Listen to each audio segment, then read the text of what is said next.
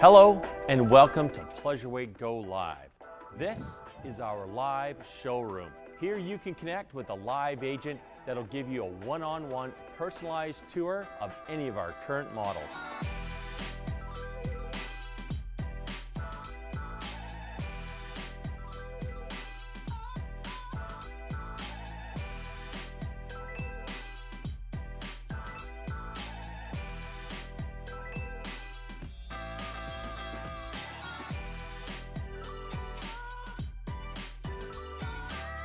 To connect, just click on the icon in the bottom right-hand corner of your screen. You'll be connected to one of our live agents where you can have a one-way live video call. This means you can see us, but we can't see you, but we'll still be able to hear each other through your device. By using Pleasureway Go Live, you'll be able to ask all your questions about any of our models and get answers in real time. This means you can check out the size of a cabinet, how big is a bed, how far will that seat recline. We can show you all those features at Pleasureway Go Live.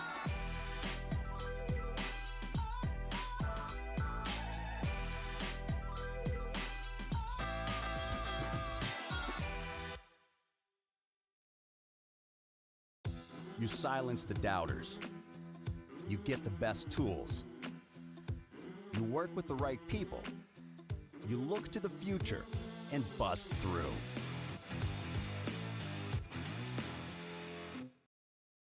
With SaskTel sponsorships, we get to be a part of your community.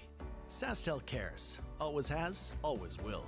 To apply for sponsorship, visit sastel.com/sponsorships.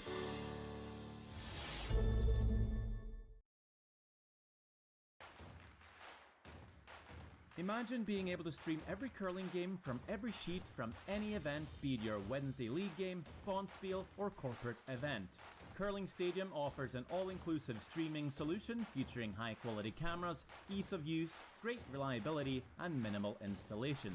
Offering your sponsors customizable ad space on your streamed curling games and being able to sell video packages to your corporate events for increased revenue.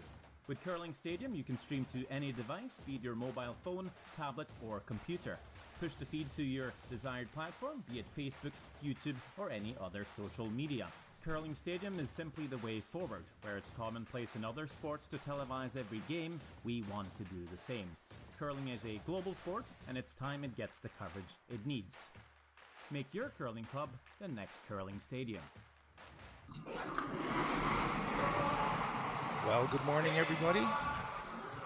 Dean Kleiter and Eugene Hritzek here watching an A-event game between Bernath and Kleiter. And we're seeing the first rock of the first end being thrown by Bernath.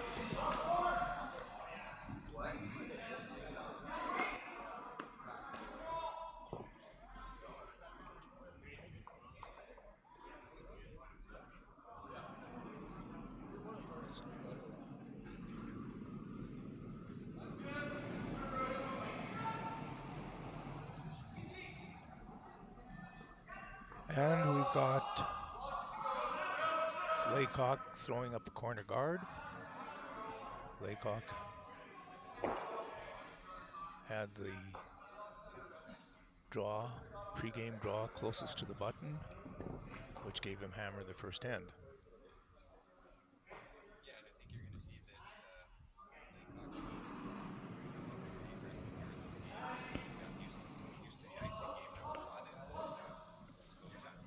Yeah, and I was out here practicing a few days ago, Martensville with a team, and Laycock and the boys were out here practicing, so they are quite familiar with this ice.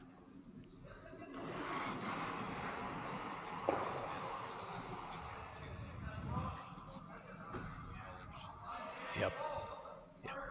Actually winning the first mixed doubles Bonspiel of the year here.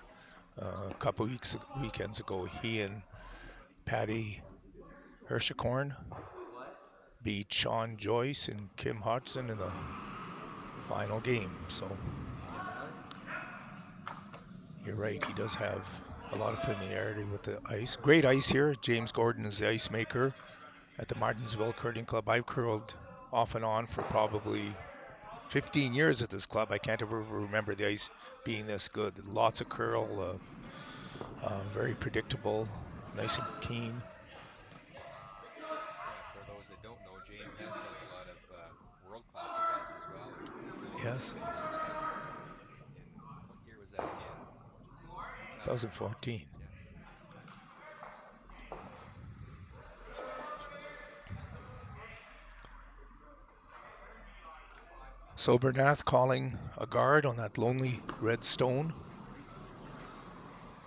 in the 4-foot.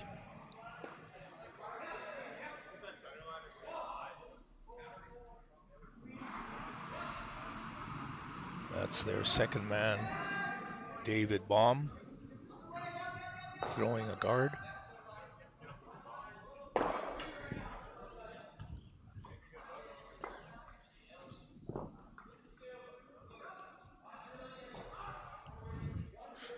Weight looks good. They're going to have to make sure the guards are tight on this ice because there is such good curl, such good finish that a long guard like this, you could pretty much come around with back ring or hack weight and remove shot rock, which is what Steve is calling. For sure, he's seeing half a rock here and he's got about 2 feet Of ice, and he's probably going to have that hack weight, and it might even get a bit of an inside roll here. Absolutely. Yeah, absolutely. It'll all depend on the weight here. It's really interesting, great ice. If they're 6 feet heavy, he can scoot by, and if he's 6 feet light, he's crashing. So it certainly challenges your skill. There's Matthew Tayon sweeping, extremely effective sweeper. Watch when he gets the center of gravity with the brush head, applies maximum pressure. And as we were just commenting with such aggressive curl on the ice, a little bit lighter, and it did tick, but turned out to be a reasonably good shot. Ticked and went into the rings for a counter, so they've got second shot. Bernath is going to have to be mindful of the second shot. Yeah, it forces Bernath now to hit that rock where he would have Exactly. been just guarding his shot rock again. So, and it leaves a couple of corners as well for the Kleiter team.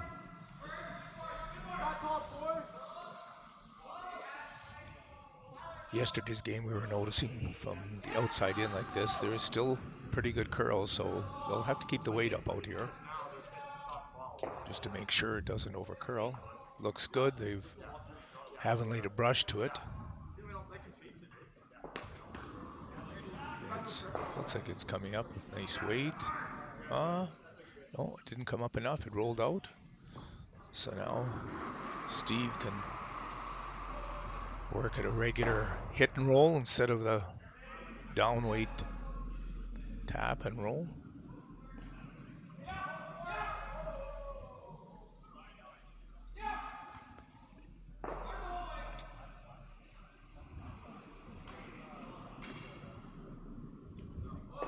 Is my mic working, James?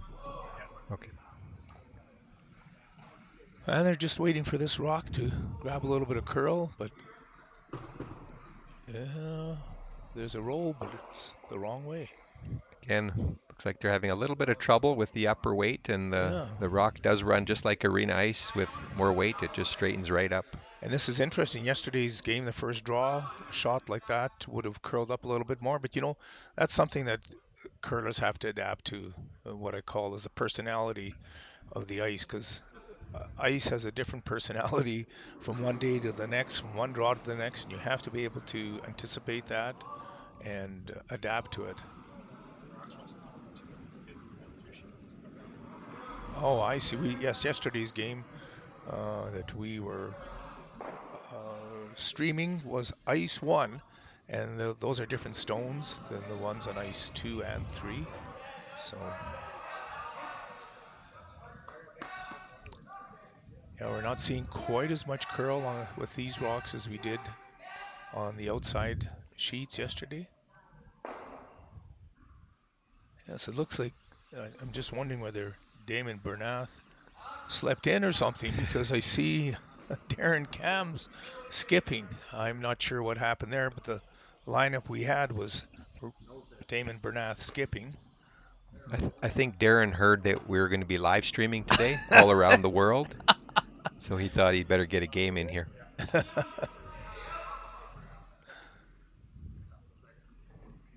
Josh Mattern here with the out-turn hit and roll. Matt Tyan was on it right away out of his hand. Ah, yes. Here's the finish we're talking about. And that's the right a great, kind of weight. Just hairs that guard. Just through the house weight. Perfect hit and roll. Or as the traditionalists would say, chap and lie. Chap and lie. Now, the only bad part about this is that it is behind the tee. Yes. And that does give a out for Darren to suck one in there. And if he can freeze it on, that's going to be a bit of trouble there for Laycock. Yes, it will be. Laycock may have to run back one of the two guards that will be protecting this rock if it ends up on the face of the blue one.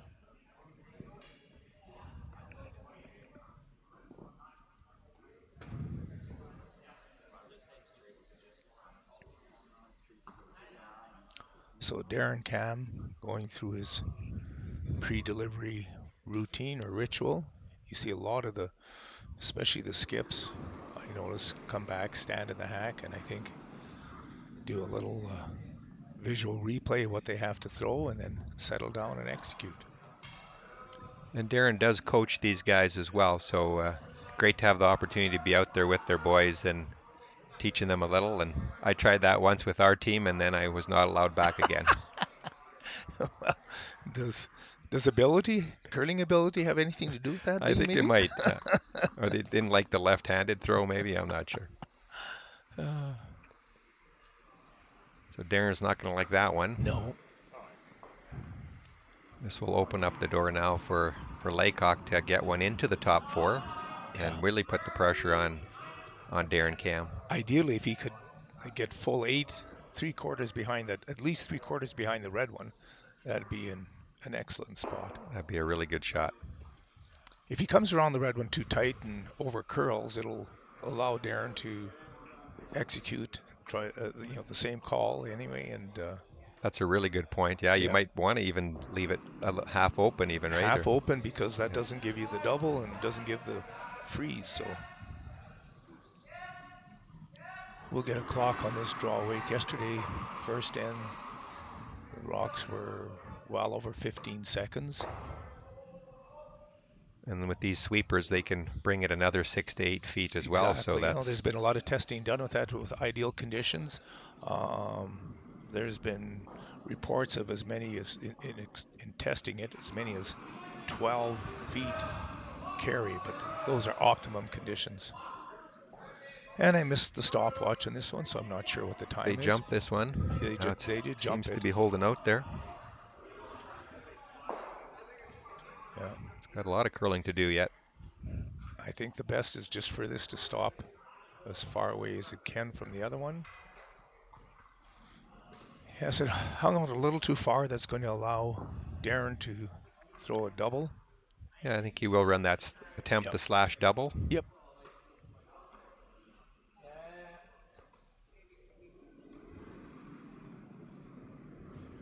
Yeah, yesterday's game with the outside sheets, with the different rocks, you would have needed about another 4 to 6 inches of ice for this shot. So even the peel weight shots were curling yesterday.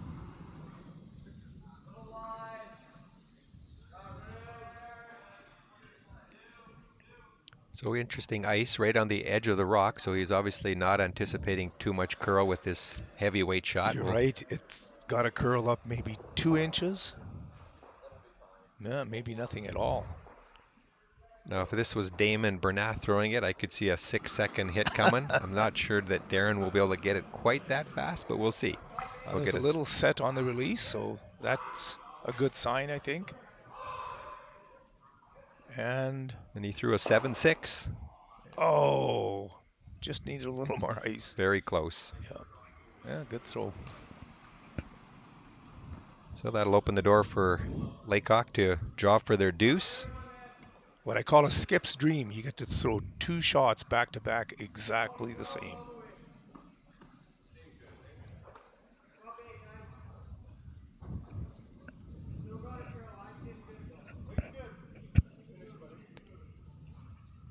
And what are we predicting the hog to hog if he's going to get it on the tee line here, Eugene? I'm going to say, from what I'm seeing here, about 14-8 this first end. Yesterday would have been well over 15, but it doesn't seem with the middle 2 sheets and these rocks, and they may be sliding quite as fast.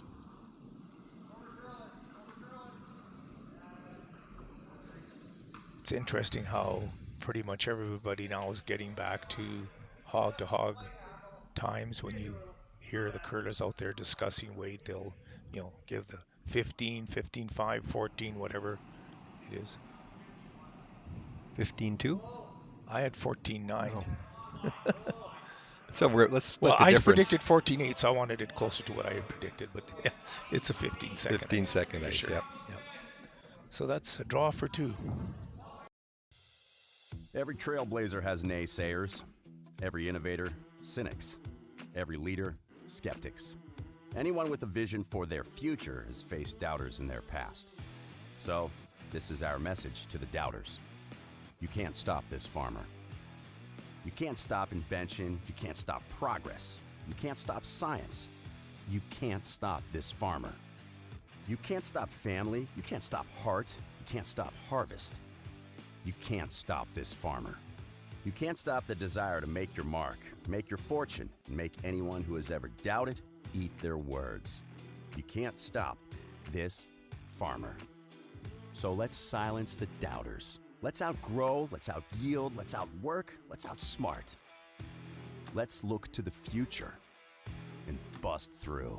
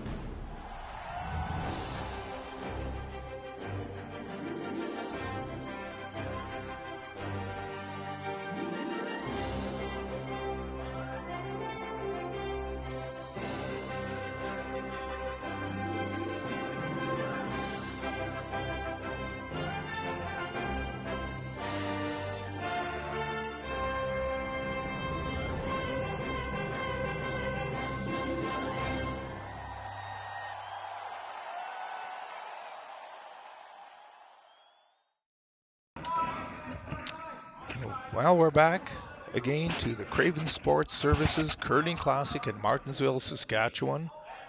Between 2 games between, well, typically it would be Daymond Bernath and Ryan Kleiter, but we've got 2 imported skips here. We've got Steve Laycock skipping the Ryan Kleiter team. He's part of their 5-man team, coach and 5th man. Ryan Kleiter is in Manitoba this weekend playing football with the Regina Rams, so against Manitoba. And then Darren Cam is skipping the Bernath team, and after one end, it is 2-0 for Laycock. And on sheet 1 in the A event, we've got another game between Gamble and Cars. Yeah, and the update there was a blank end in the first. And then on sheet, our game is feature games on sheet 2. Sheet 3 is Sean Joyce and Miller. And Joyce took 1 in the first end to lead 1-0. And on ice 4, Druids versus Sutherland. And Druids took 1 in the first as well to lead 1-0. Druids, is that still the junior team, Ryan? Yes, it is. Yeah. So good training grounds for a lot of the younger curlers that we see out here playing in this tour event, SAS Tour event. Yeah, there is quite a few of those that are of the, how many? Of the 14 teams, there's probably 4 or 5 that are junior teams. Oh, that's great, man. When we were curling, we rarely ever saw junior teams. We saw more seniors curling in our men's spiels than we saw juniors. But I'll tell you, the way curling is gone nowadays, seniors don't. I've been there, done that. Seniors don't hold a candle to the intensity and the conditioning and the training and the experience of these younger teams nowadays. So after a bit of a start to an open end, it looks like Laycock's decided now that they're going to guard up the center one, and after Darren Cam decided to go with the corner guard to get a little more aggressive, being down 2-0 here, playing the second. This is a little bit different than yesterday's game. Mind you, yesterday's game was close, and so Laycock was calling guards most of the time. And in this game, being 2 up, he's playing in the rings. A little more defensive. Yeah, and that was a really nice tight 3 guard there by Trevor. And that looks like Darren's asking David Baum to remove that and maybe double them out, I think. Yep, that's 5th 5-rock free guard zone rule. The 5th rock has been thrown, so everything's open game now. You can remove guards. Good looking shot coming. Is it going to come enough? Not quite.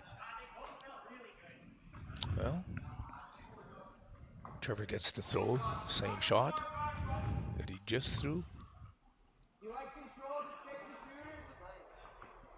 Yeah, we are seeing a bit of under curls here with the takeout, so I think they're all expecting a bit more curl by the looks of the draws, and then the hits kind of run nice and straight. So yeah, again, this is just understanding the personality of each sheet that you play on at whatever particular time of the day that you play on it, because rarely do you play 2 games where the conditions are exactly the same.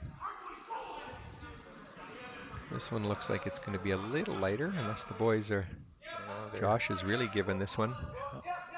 And there's Matthew with Wow, that is a good sweep. It is. I don't think, Eugene, you could come down and set them down any better than that. No, I couldn't. And I certainly couldn't sweep anything that hard to get it there. Interesting commentary from the Canadian juniors. Dean, last year you were coaching this team, and Glenn Pauly is a curling coach out of Ontario, probably the most knowledgeable sweeping coach I've ever encountered. And I don't know if I ever told you this, but he commented after that the Saskatchewan team was, if not one of the best sweeping teams out there in terms of technique and effectiveness. So kudos to you in coaching them. Oh, this one. That time we got an overcurl. Yeah, we got an overcurl.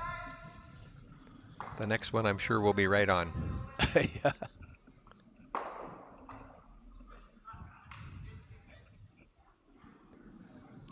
Yes, I've watched the Kleiter team over the last 3 years. Of course, just being familiar with Dean here and coaching them.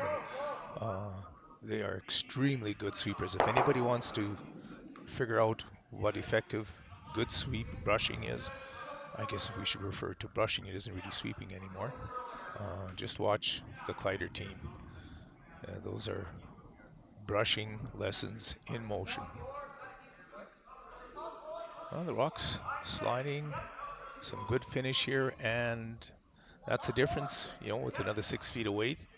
The way the rock finishes, it overcurls. So, and quite often it could be a left-hander versus a right-hander. Yeah, Josh throws the in turn, and the others throw the out turn. And Steve is new to icing, so with these guys. Yeah, do you find there is a difference in? Because the left-hander and right-handers throw it out of different hacks, is there a difference in the path of the rock then? Yeah, it's a little bit in the path, but I would say it's even more so in the release. Oh, really? Because an in-turn will tend to get started a little bit sometimes. Not always, but there's more of a tendency to start an in-turn than there is an out-turn. Yes, there is. Out turns out, in turns in. I've skipped a lot of years, and that is a typical tendency. Oh, this rock undercurled, ran a little bit straight and rolled out.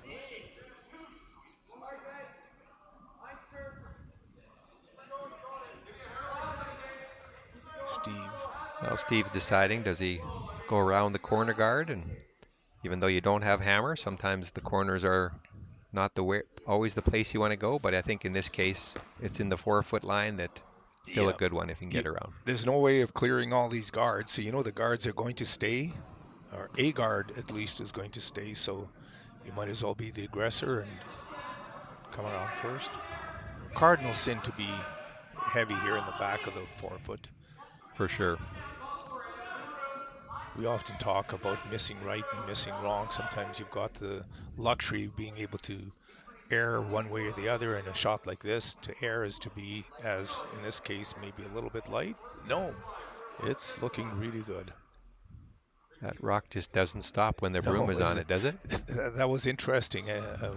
This is when we actually played, when we practiced here a few nights ago, we played a couple ends against Lake Hawk, and what we noticed is this from the house in, or the hog line in, the rocks really don't bite. They continue to glide quite well here, and that's a little bit unusual again. Personality of the ice here. A lot of times you get into rinks, the house gets flattened out a bit from everybody sliding and more action in there, and so the rocks will slow down coming into the rings. But anyway, at the second end here, we're not seeing that.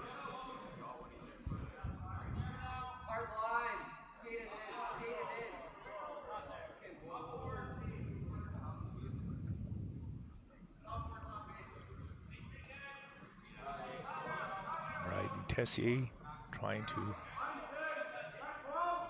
throw on a freeze, and looks like they're coming around. A little bit heavy.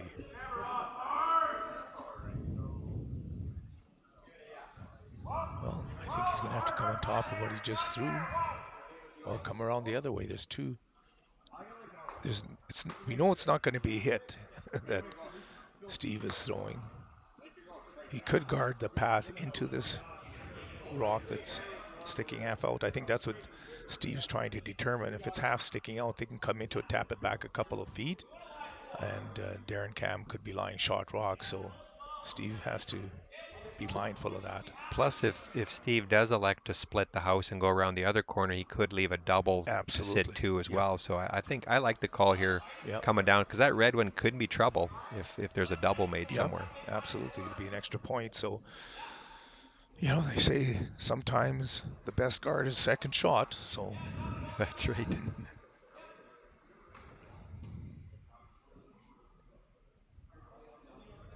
So I think ideally here they want to probably freeze it right on that red one, right? Yep. Yeah, take away the back extra 12. point. That would force Darren Cam to take one this end if they freeze on the back of the red one. I can't see them blanking the end anymore. So when you look at the broom he has, he's expecting about 6.5 feet of curl to get to freeze on that back red in the 12. So it's lots of curl here.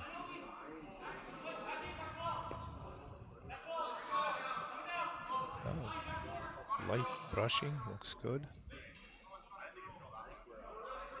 I've got 14-9 again, 14-8. Oh, this might be a lucky rub.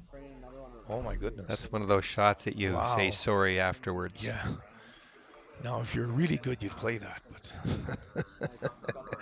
yes, that is a great, well, I shouldn't say great shot. It's pretty good. It does give Darren Cam the opportunity now to freeze to that one. It sure does. Line shot rock, so it didn't turn out, I guess, that good, but definitely took away the blank this end.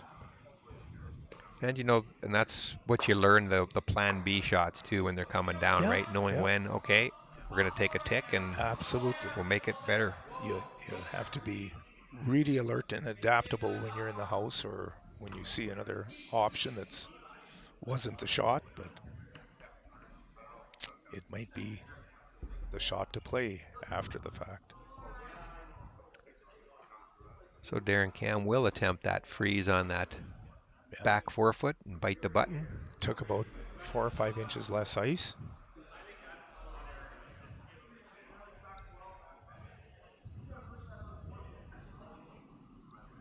And I'm thinking Darren's will curl here.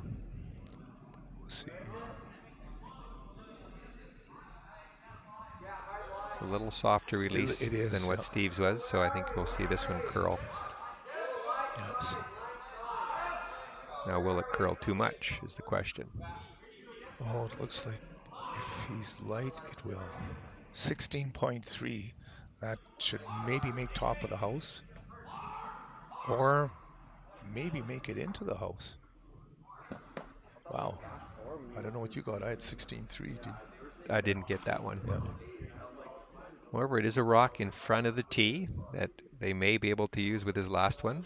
For sure. Yeah. Laycock has to do something with that stone. I almost think the guard. Do you guard that red tap? Yeah, you could guard the red tap and plug a good chunk of the hole coming into the button. Yeah, I don't know if you can guard the red and plug the draw. It has to be. I think if you're right on the center line, maybe top 12, like right where there. Josh is saying. That's right. Because you're going to have a hard time getting by the left guard. And then getting by the top, the rock on the top of the forefoot into the button. Correct. Right. Yeah.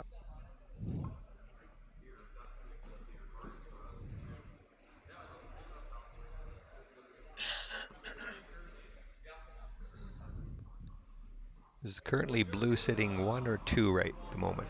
I think, well, that's a good question. I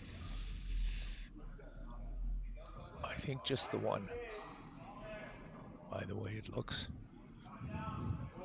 Now, if our monitors were iPads, we just take and spread our fingers on it and we could get a close-up, but unfortunately, we don't see it any closer than what the viewers are seeing it on the left of their screen. The one nice thing about these cameras that they've installed in Martensville is they do just take a picture of just the ring, so they're not distorted as much as if you were going from back line to hog line, which can confuse what shot and not. Yes, Jerry Gertz and James Gordon have done a great job in setting up the cameras, setting up this streaming system. It's phenomenal. Jerry's got this going all across the country. I think this is going to be a big boom to curling and promoting teams, the sport, sponsors, and giving viewers something to watch. Absolutely, and for the viewers, if you don't know, check out the Curling Zone, and they've got a video there about the curling stadium. So that's what this is branded as. Correct. So basically, you can set your curling club up like a curling stadium with 4 cameras on each sheet. And if you can get some good people like James running the cameras, it makes a really good production. Even without, you can have it static, and people can watch every game from wherever they are in the world. Really interesting. You know, if you've got even club curling, if you're so inclined to broadcast a club game stream a club game that you're playing, and Super League, and the Super Leagues, yes, you could broadcast those worldwide. It's interesting. I know my daughter and her husband, they don't even have regular television cable. They just stream everything. So I think and when you look at all the other sports, streaming is getting to be such a big component of it. SaskTel is the big one here for permitting this, allowing this to happen, to have the fiber optics or the capacity to do this. That's one of the challenges with this streaming system is clubs have to have the bandwidth or the capacity to be able to broadcast all of this. And James and Cherry, I know I was talking to them here a couple of weeks ago. They've done a lot of work to get this set up here in Martensville, and as we said, all across the country. So it looks like Darren's decided to do the run back. Is that correct? Yes. That could be a Blue little onto dangerous. red onto blue. This is a high risk shot. I thought he would just play that draw into the button, but. Oh no, he is playing the tap on his red. I see. Oh, he's throwing the out turn. Okay, sure. Yep. There's another way of getting in there. Looks like this is over curling. A little bit of a soft release. We'll get it going. Did he get it going too much? And Well, might have cut out the other blue one. So if there was any measurement to be had, there won't be any more. No, yeah, he moved the red one up to make sure, so there's only one blue. So that'll be, after 2 ends of play, 3-0 for Laycock over Darren Cam. Imagine being able to stream every curling game from every sheet from any event, be it your Wednesday league game, Bonspiel, or corporate event. Curling Stadium offers an all-inclusive streaming solution featuring high-quality cameras, ease of use, great reliability, and minimal installation. Offering your sponsors customizable ad space on your streamed curling games and being able to sell video packages to your corporate events for increased revenue. With Curling Stadium, you can stream to any device, be it your mobile phone, tablet, or computer. Push the feed to your desired platform, be it Facebook, YouTube, or any other social media. Curling Stadium is simply the way forward. Where it's commonplace in other sports to televise every game, we want to do the same. Curling is a global sport, and it's time it gets the coverage it needs. Make your curling club the next Curling Stadium.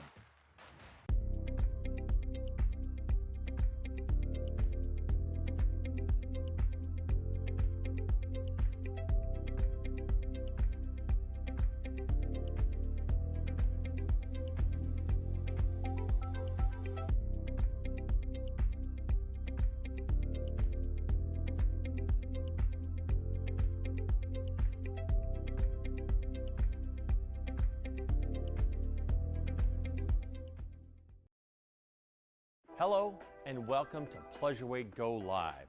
This is our live showroom. Here you can connect with a live agent that'll give you a one-on-one personalized tour of any of our current models.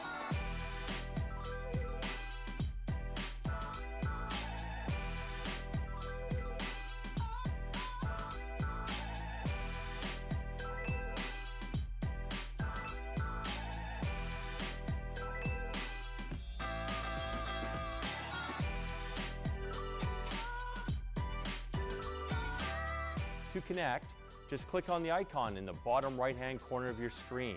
You'll be connected to one of our live agents where you can have a one-way live video call.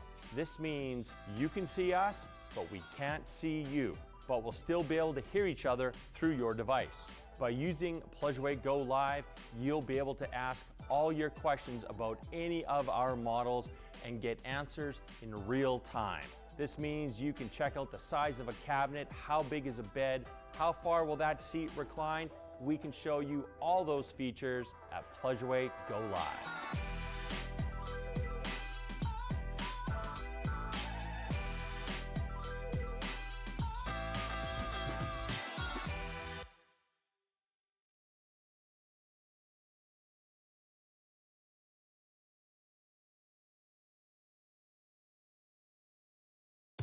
You silence the doubters.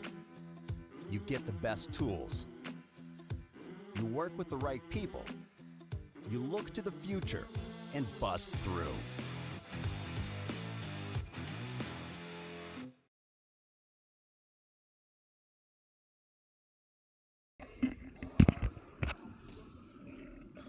Well, welcome back everybody to the Craven Sports Services Curling Classic at Martensville, Saskatchewan. We're featuring the game between Steve Laycock skipping the Rylan Kleiter team, and Darren Cam is skipping the Daymond Bernath team. And the score is 3-0 for Laycock right now. And we have actually 4 games going on. Another A-event game is Gamble and Cars. Yeah, and the update there is in the second end, Gamble took a 5-ender, so they lead the score 5-0 after 2 over Cars. Wow. And Ice 3 is Joyce and Miller. Yes, so in the first end, Joyce took a deuce, and the second end, Miller scored 1, so Joyce leads 2-1 after 2. And on sheet 4 is Druids against Sutherland.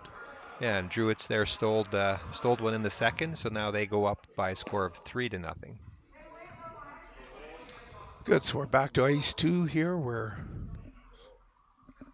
Steve Laycock is calling the rocks into the rings. Darren Cam is throwing up guards, being down 3-0. You want rocks in play. So with a 5-rock free guard zone rule, Steve Laycock can't remove any guards until after the 5th rock is thrown. And we are there, we're at that stage, so we typically start to see more hits after the 5th rock is thrown. And you're going to see the Bernath team now have to get a little more aggressive and take some chances, and sometimes that can be good and sometimes that can backfire in you too. David Baum with the outturn attempt here with a double, I believe. Yes, I think they're looking for a nose hit because these 2 blues are frozen, so if he hits the top blue, it might just stay. Oh no, it looks like this is the double that they are playing. And they removed both of the rocks off the 4-foot. One left the rings, the other one's still in play. And it's never bad when you're down 3 to have rocks, opposition rocks at the back of the house, because you know Laycock's team is going to try to hit everything, and the more difficult you can make it, the better it will be for Darren Cam.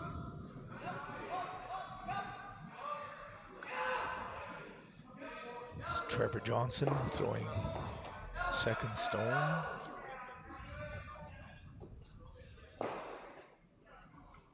And hits and sticks.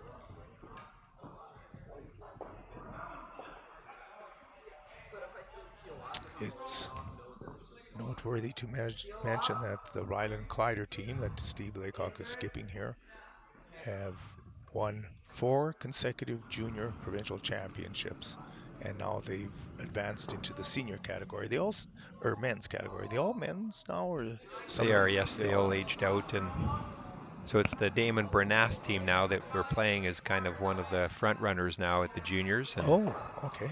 They did beat Daymond in their final game in their last championship, which was now, I guess, 2020, 2 years ago. Yeah.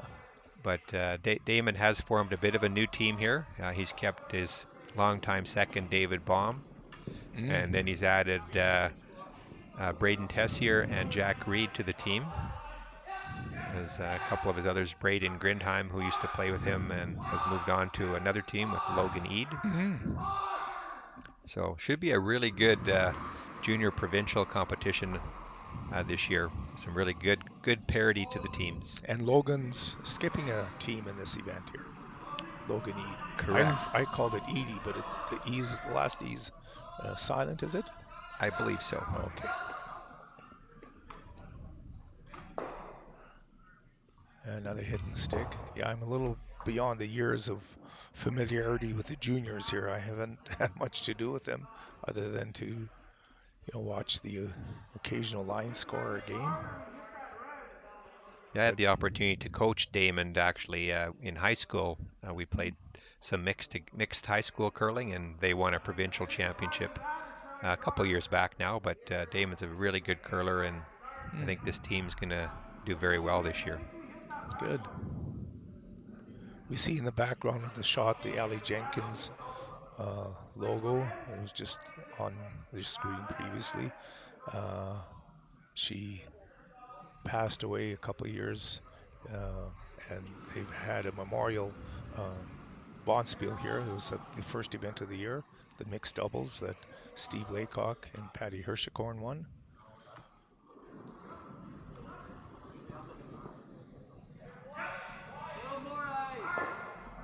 And a hit and roll for a biter. Well, this is Does he get some coverage on that? I guess it is third shot, so it's probably not that too far. You're right. That much of a threat to the Laycock team.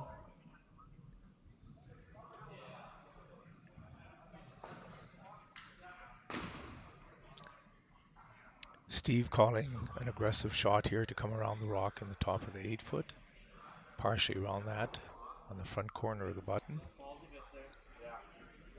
He will want to be sure not to set up any kind of a run back double, right? When he can, Well, that red exactly. one looks like it's pretty juicy to go straight back. So he'll have to make sure he positions these in a good spot. Or a blue triple. If you sit on the corner of the blue rock with this shooter, it may line it up so that all 3 blues will go. So this is where the line calling and the weight calling is really important to make sure that. Did get some separation there, but did he leave perhaps a double? I don't know. Maybe there's enough room to get by to make the double. I guess there is. Or you could run that red one straight back, but then Yep. you lose your guard, which is kind of valuable too. So I think they were hoping to get Josh just around that blue, Yes. I believe, right? Yep. So it came up just a bit. Yeah. I think even if they would have kissed it a little softer and rolled further back and to the side would have been all right, but as it turned out, they've left a double. You can't hit the first rock very full because it's staggered a bit.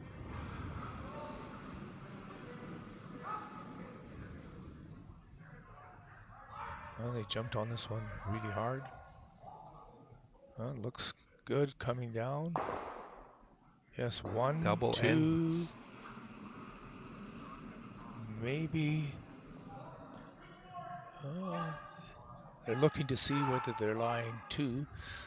That was a really good shot to not only get the double, but then to push that blue onto the one in the back. And as Dean and I were commenting earlier, that was always a risk of piling those 2 blue rocks together. Is not only might you leave a double, you might leave a triple, and that would bring the other red one in play.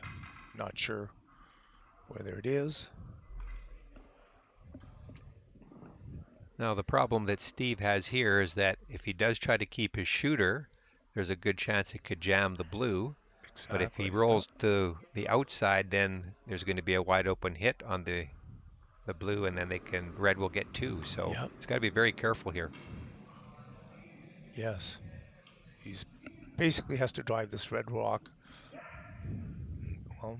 almost in between the 2 blue ones at the back, or bounce it off the one side of the blue rock at the back of the 12-foot. Do we think that red or blue is second shot at the moment? I think that blue is the way they. I'm not sure. I think blue might be second shot here. So, and if he does nose this, he might still be second shot as well. Would you say? Would it be all in the house if he noses this one? Yes, there's a good chance. He can't roll. He can't roll to the outside at all. He's got to hit it on the nose or a little bit on the inside. So, look like a. Trevor's on the sweep. Good hold delivery. the line. Now they're off it. There's the one. That's what they were worried about a little bit. That's right. As we were indicating earlier, when you're down, pushing rocks to the back of the rings isn't a bad thing because the opposition is going to be trying to remove your stones and they could run interference. So now that opens up a big opportunity now for Darren to hit and sit 3. Yeah.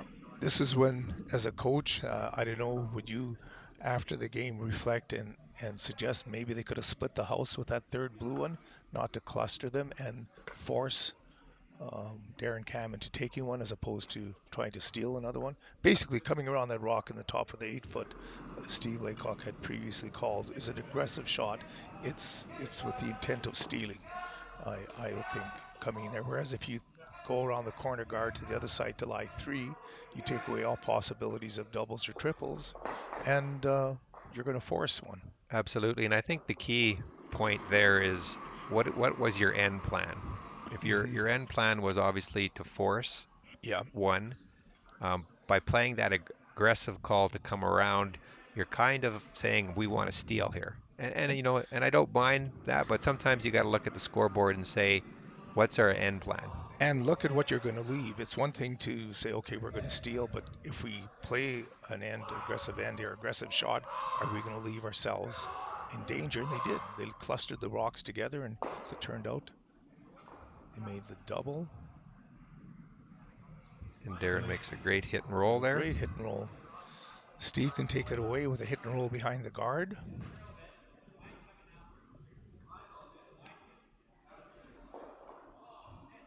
Yeah, I think that's all he's got there is the hit and roll. Well, for these guys, it's likely a hit and roll. For us, Dean, it'd be a hit and hope. That's right. I always say the hit and roll is the hardest shot in curling. Oh man, especially on the swingy ice. You've got like, I don't know what, a couple of millimeters difference between making or missing a hit and roll. Like, that is so tough to read. It becomes the line call, right? It's all the line call the and big one. line with weight.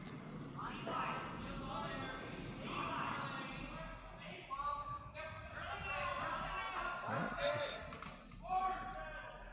looking close. They're on it hard. There's the hit. And rolled just a bit too far there. Oh, nice try. Rolled a bit too far. So it's in front of the other rock, so it makes it actually that is I didn't see that one there now. That's a good shot still, actually, because rolled pretty good.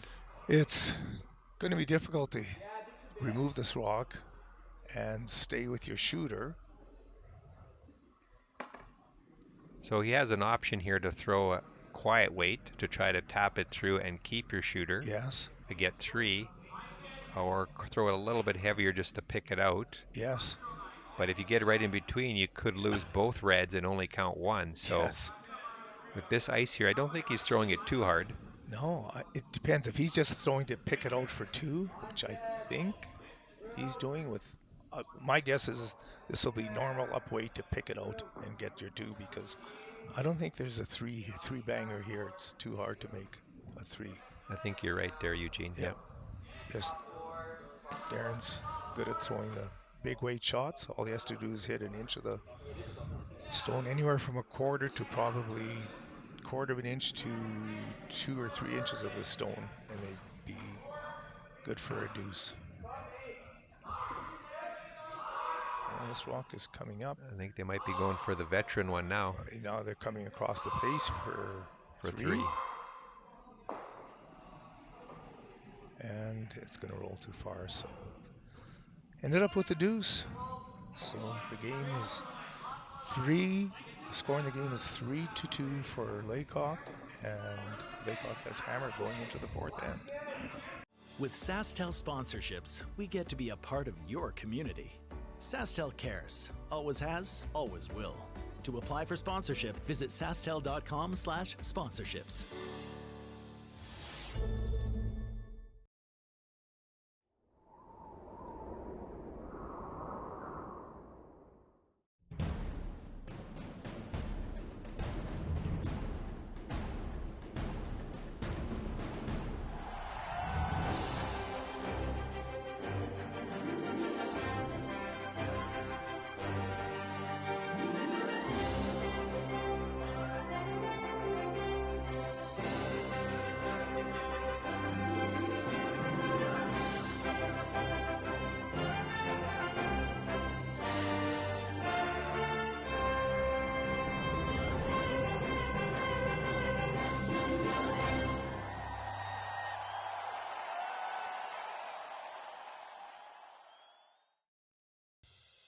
Every trailblazer has naysayers.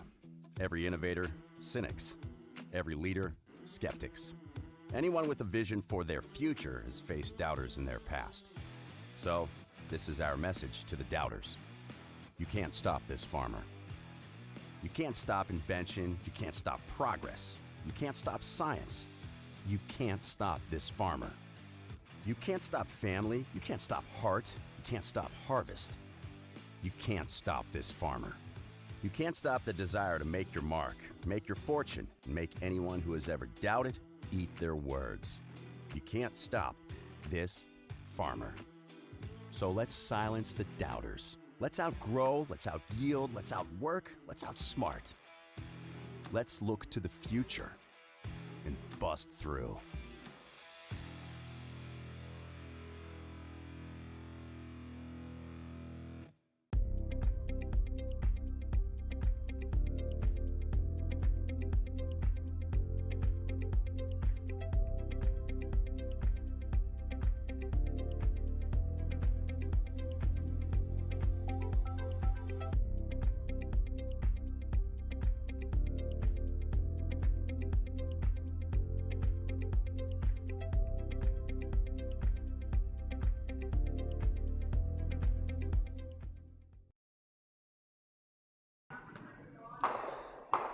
Well, welcome back to the Craven Sports Services Curling Classic in Martensville, Saskatchewan. The feature game here, it shows Daymond Bernath against Rylan Kleiter, but actually both skips aren't here. Rylan Kleiter is playing football for the Regina Rams, and they're in Manitoba this weekend. And we're not sure what happened to Daymond Bernath, but Darren Cam, their coach, is skipping the team today. We just saw Darren Cam hit for 2 on the previous end. So Steve Laycock has the hammer. And after throwing up a center guard, after Darren Cam called the center guard for the lead, Jack Reed, the lead for Steve Laycock, Matthew Teon, drew around perfectly. Top of the forefoot, directly behind the guard.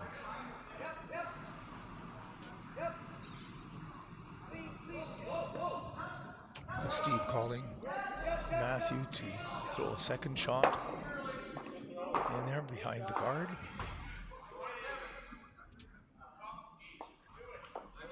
This one has a lot more rotation than this first one, so there's a good chance that it may not curl as much. They've decided to pick up the sweep and take it behind so that it doesn't leave the double. Not a bad shot, second shot back there.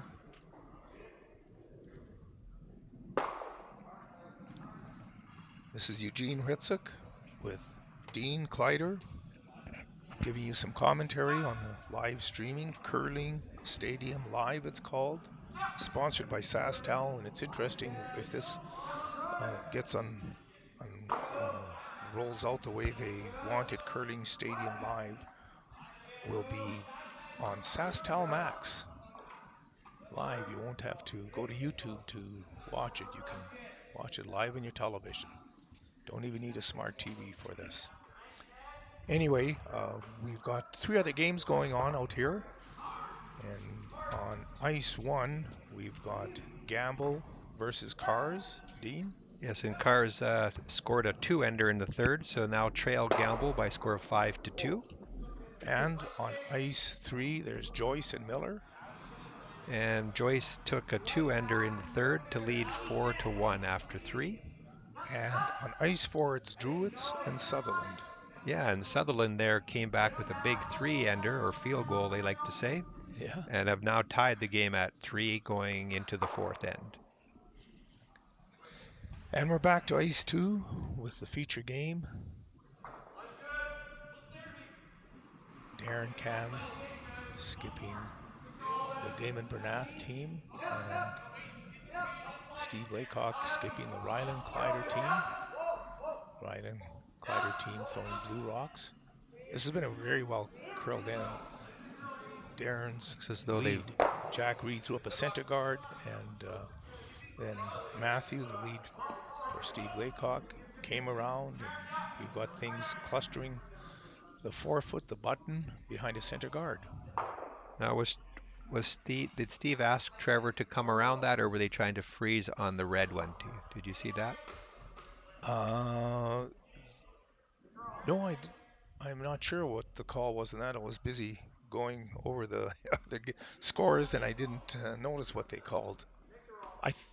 Because he did just tick off of that red, so I don't know if they were trying a plan B there afterwards. Yeah, that was a plan B. I'm pretty sure the standard shot is to freeze on top of the freeze. Right. So it opens the door here now for Darren to come with a nice little hack weight to roll under there with David Baum. Yep.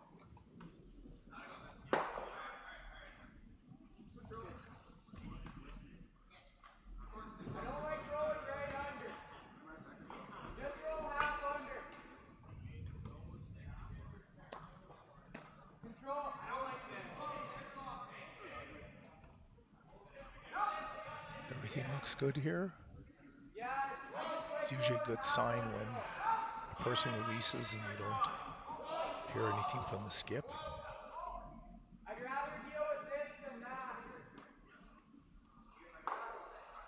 Didn't come quite enough, but removed second shot, or shot rock, I guess that was. Yep. So now it appears that blue is still one, I believe, there at the Yeah, top of the house. yeah.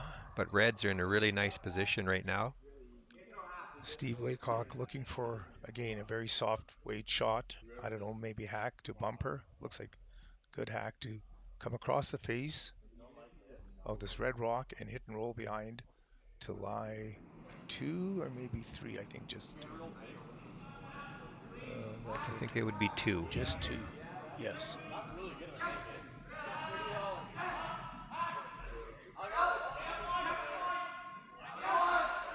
They're going hard on this. This one's curling hard. I think we're going to see an overcurl here. Yeah, maybe a little quiet for the shot. So that leaves the reds lying 2. Red lying 2, yes. I don't think many of these rocks are still going to be in the position they're in when the end's over. There's still and we're six or 7 rocks to go. We're halfway through this end, folks, and there isn't a rock in the corners. Everything's in play right now. 7 rocks thrown, 7 rocks in play. So Darren has to decide, how do I protect these 2 shots now, because there's a lot of blue in there. For the next 10 minutes. He is looking at corner freezing on the blue, but I don't know if you end up doing that, then they just nail that one, and all your reds could be gone. Yes, for sure, 2 of them. It looks like he's calling to come off the edge of the inside edge of the blue one, but I'd be inclined to come around the center guard and maybe just move that red one back a bit. Because right now, you could. The danger one is that blue one in the top 8 foot right now, right? It is, and the danger is because it's lined up quite well for Steve Laycock to run a double or a triple. So I kind of like this shot where he's going to come in, try to get to the inside of the blue and just wiggle it out a bit. Yeah, the way I often look at ends like this or a shot like this, I go, okay, if I don't throw, what's the other team going to throw? Well, they're going to throw the triple or the blue raise double. So you got to do something with it. That's the shot you have to take away. You got to rearrange it or guard it. And I think rearranging is what he's looking at here.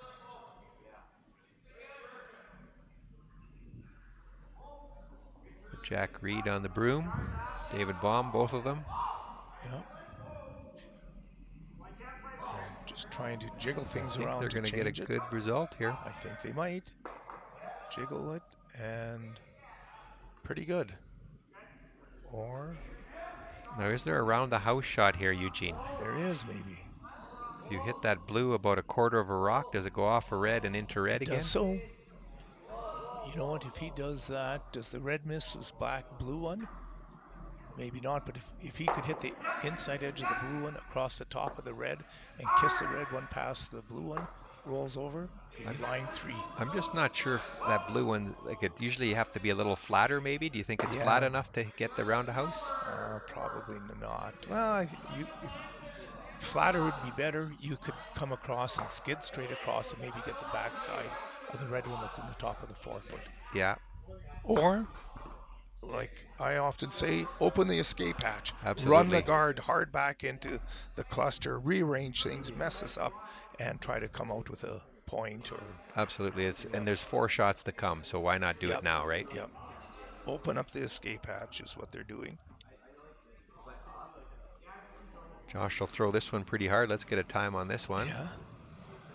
He's usually about a 6.25. Okay. A shot like this. And he's got... It was 6.5. So not a bad result. It opens it up, right? Opens, yes.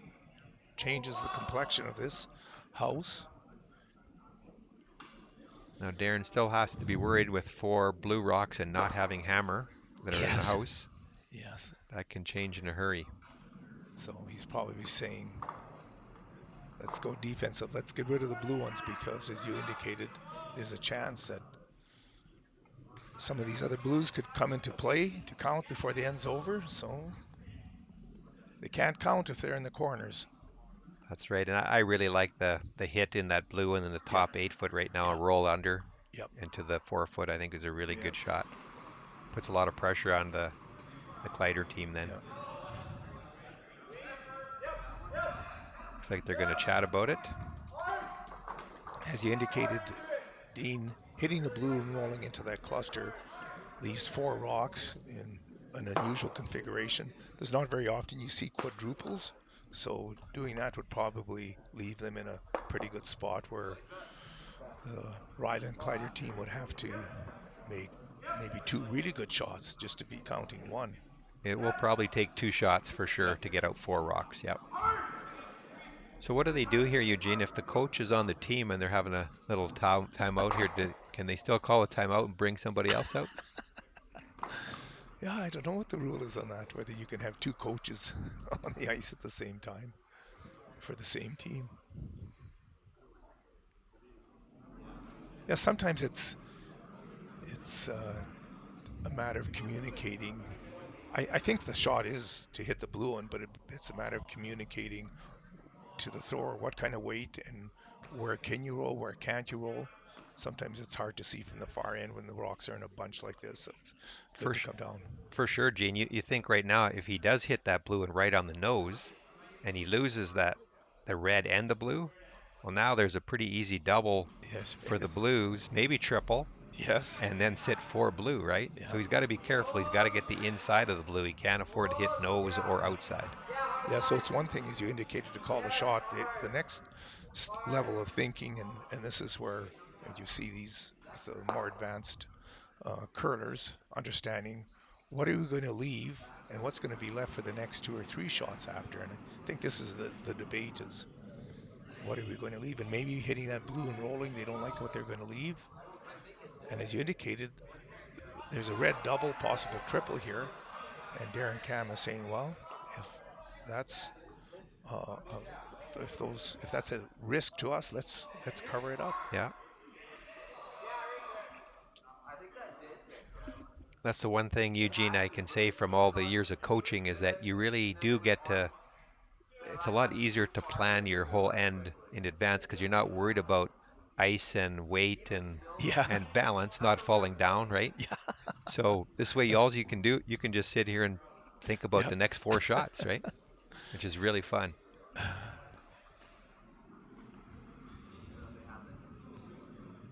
And your body's not sore after the game, just the head a little bit. Yes, my body keeps rebelling every year, and I keep thinking if I'm going to be really intimately involved with curling, I'm going to have to take on coaching. I've denied the opportunity numerous times over the years because I still love the curling and fortunate to have been to 15 Canadian championships and won a couple of them and half a dozen in the Masters at 60 and over, and my body's still holding together, although again every year protests more and more, but we'll see. That's very good, and you are a person that this game at the coaching level can really benefit from.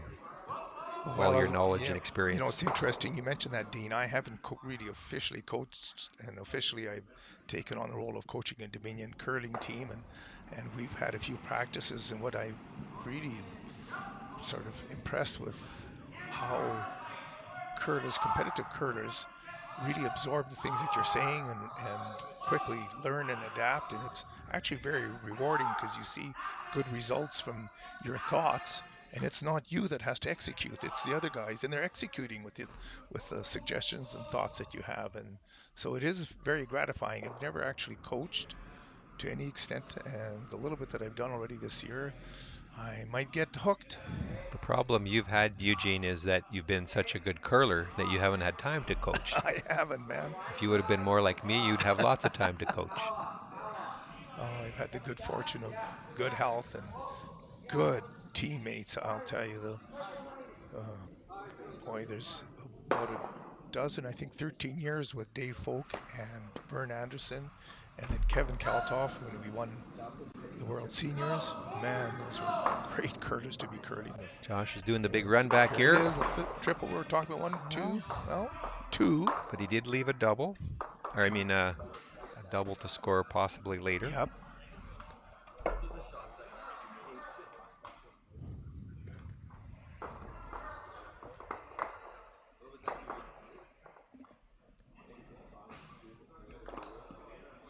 So,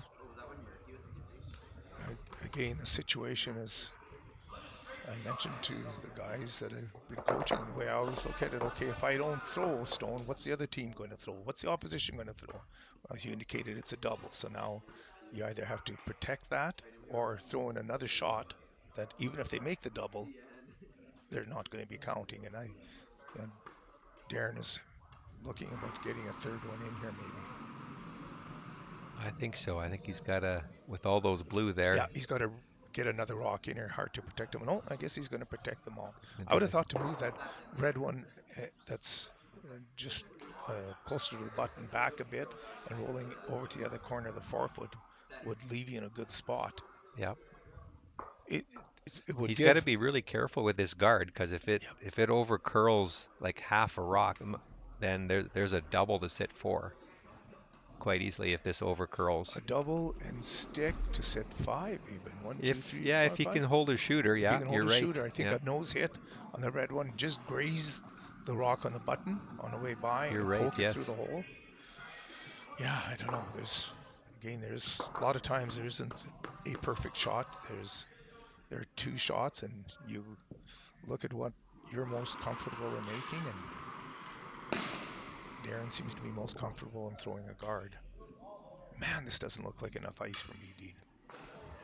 Unless he is like you, maybe he is coming right into the 4-foot. Yeah, this is the right ice to come into the Yeah, he 4-foot. looks like.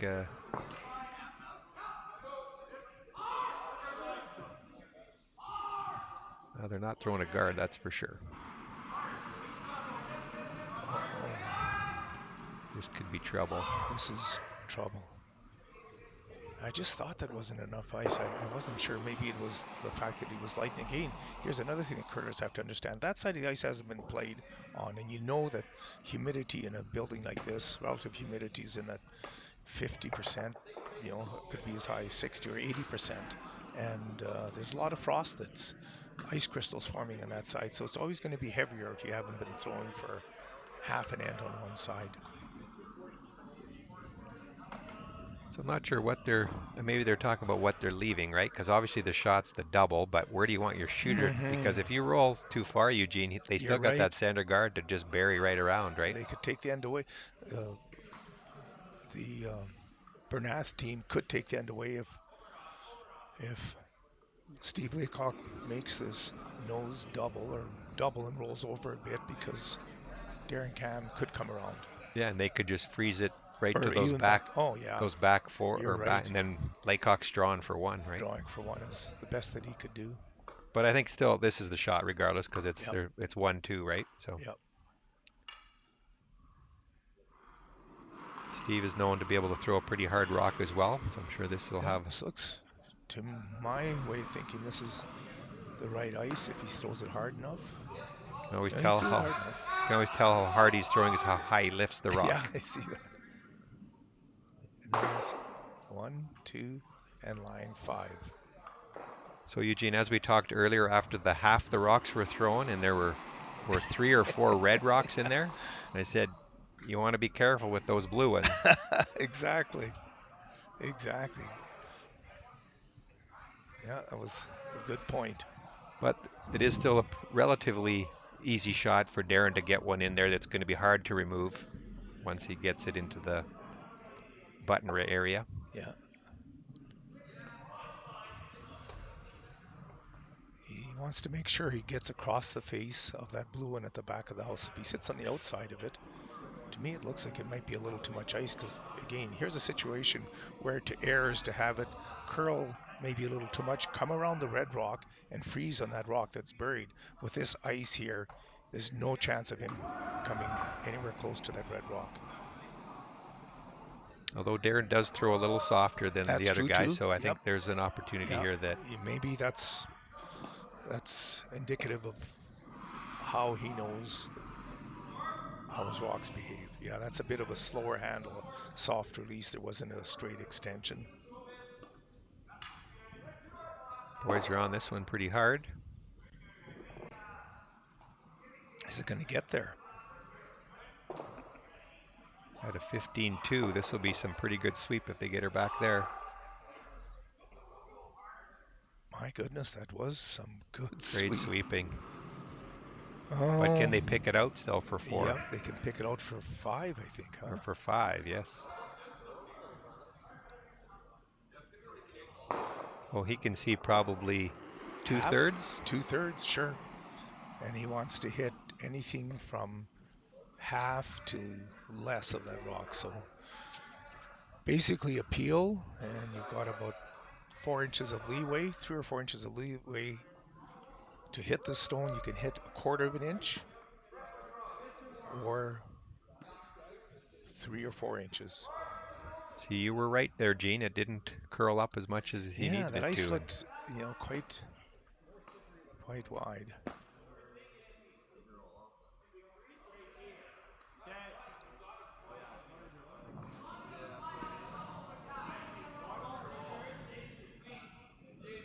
And here it comes. Looks They're like it's cleaning it. close. Got a 6-6. There's, Folks are through for the big 5. yeah. Well, that spoils a good game, but it puts Steve Laycock ahead by 6 points now. Imagine being able to stream every curling game from every sheet from any event, be it your Wednesday league game, Bonspiel, or corporate event.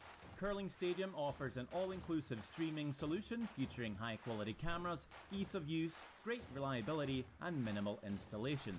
Offering your sponsors customizable ad space on your streamed curling games and being able to sell video packages to your corporate events for increased revenue. With Curling Stadium, you can stream to any device, be it your mobile phone, tablet, or computer. Push the feed to your desired platform, be it Facebook, YouTube, or any other social media. Curling Stadium is simply the way forward. Where it's commonplace in other sports to televise every game, we want to do the same. Curling is a global sport, and it's time it gets the coverage it needs. Make your curling club the next Curling Stadium.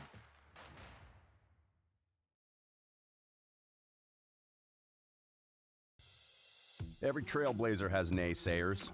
Every innovator, cynics. Every leader, skeptics.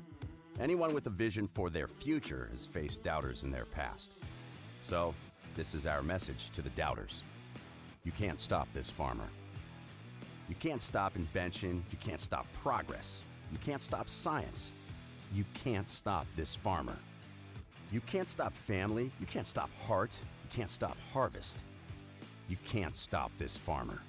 You can't stop the desire to make your mark, make your fortune, and make anyone who has ever doubted eat their words. You can't stop this farmer. So let's silence the doubters. Let's outgrow, let's outyield, let's outwork, let's outsmart. Let's look to the future and bust through.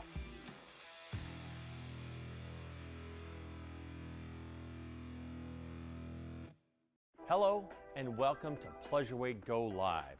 This is our live showroom. Here you can connect with a live agent that'll give you a one-on-one personalized tour of any of our current models.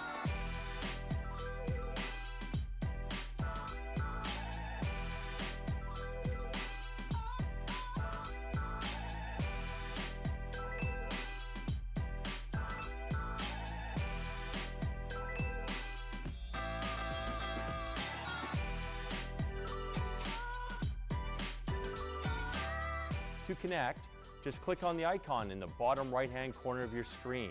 You'll be connected to one of our live agents where you can have a one-way live video call. This means you can see us, but we can't see you, but we'll still be able to hear each other through your device. By using Pleasureweight Go Live, you'll be able to ask all your questions about any of our models and get answers in real time.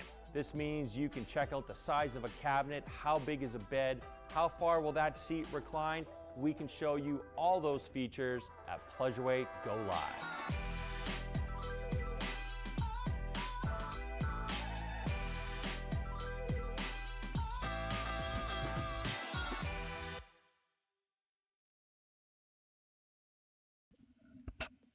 All right, welcome back, everyone, to Craven Sports Services Curling Classic in Martensville, Saskatchewan. You just saw the abbreviated game between the Rylan Kleiter team and Daymond Bernath team, with Kleiter winning 8-2 by scoring a big 5 on the 6th inning. We shook hands, so we're moving over to sheet 1 to follow the Gamble Cars game. Keith, maybe you can update us on the score. Yeah, it was.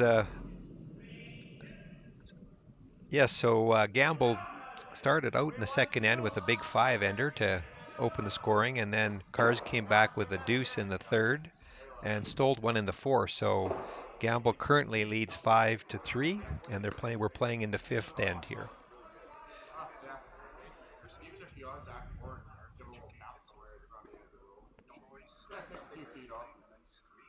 Yeah, so Joyce had blanked the fourth end, so they remain leading the score of 4-1. And the ice 4 is Druids and Sutherland. Yeah, and after giving up a 3-ender to Sutherland in the third, Druids came back with a single and is now leading the game 4-3. So we're back to ice 1 between the game between Cars and Gamble. Michael Cars, the skip, throwing red rocks, and he's delivering his last stone. It looks like he's trying to make a blue. Because blue is shot on the Yep. button right now. And he's trying to hit the top blue one, half of the blue one, to drive the red onto the blue, double the blues out, and hopefully lie 3 if there's enough room. I don't know if there's enough room by the guard, but looks good on the release. Not too much happening. I think he's And it's going to be close. 1-2, and he moved it back far enough to lie shot rock. Mission good accomplished. Shot. Yep. Good shot. And now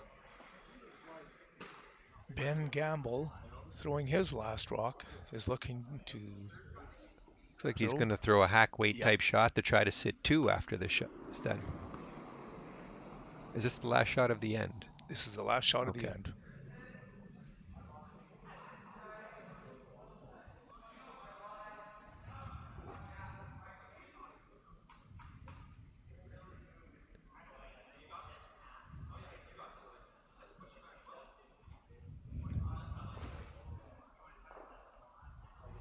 So any differences to this sheet? This is the one that you would have streamed earlier.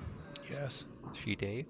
Yes, it had more curl in the game we saw earlier between Kleiter and Bernath.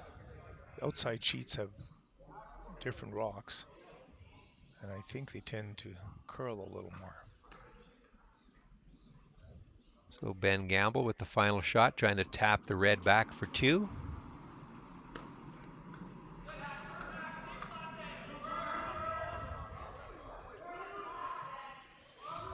Well, this is hanging out there. It's going to depend on his weight. Rory McCusker is trying to curl this one in. And makes his shot for 2. Great shot. So that puts them up 7-3 after 5 ends. You silence the doubters. You get the best tools. You work with the right people. You look to the future and bust through.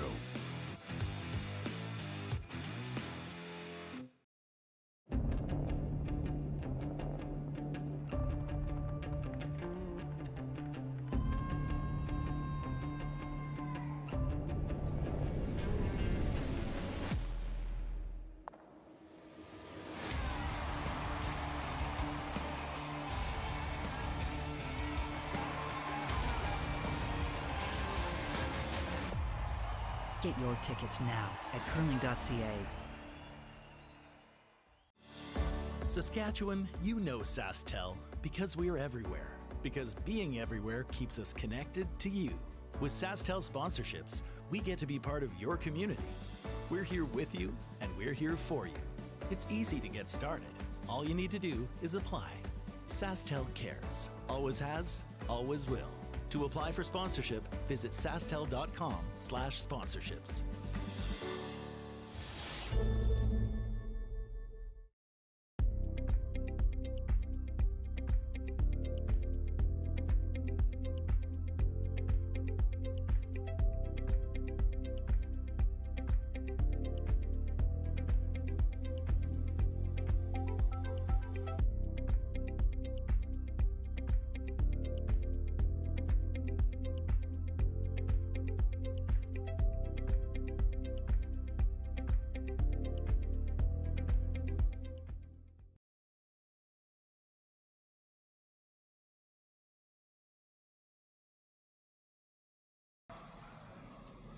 Well, welcome back everyone to the Craven Sports Services Curling Classic in Martensville, Saskatchewan.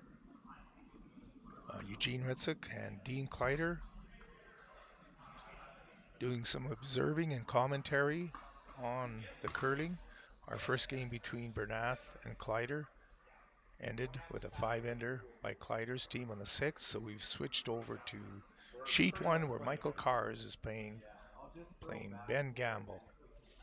And after giving up a 5-ender in the second end, Michael Kars came back with a deuce and a steal on the 3rd, the 4th, but then just gave up a deuce on the 5th end.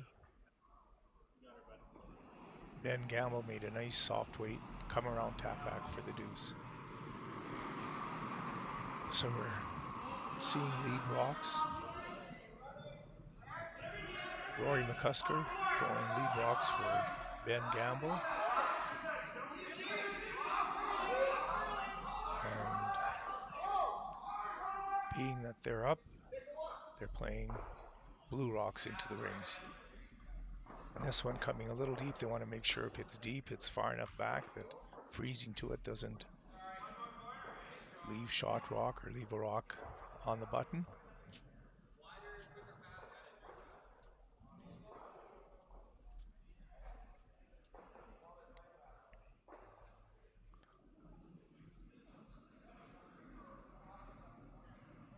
Michael, being 4 down, is looking to pile up as much junk as he can in front of the house and hopefully find some cover for some points as the end unfolds.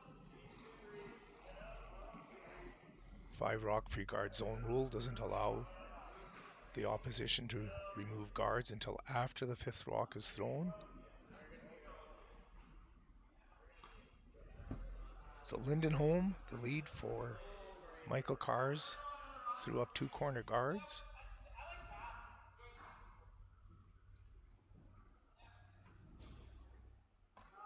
And this is always a challenge with the 5 rock free guard zone rule when you go up. Like, how many rocks do you want to leave in play when you're up? If you're down, any rock in play is your friend. So every rock that Gamble throws into play here has got potential to be used by Kars to orchestrate extra points.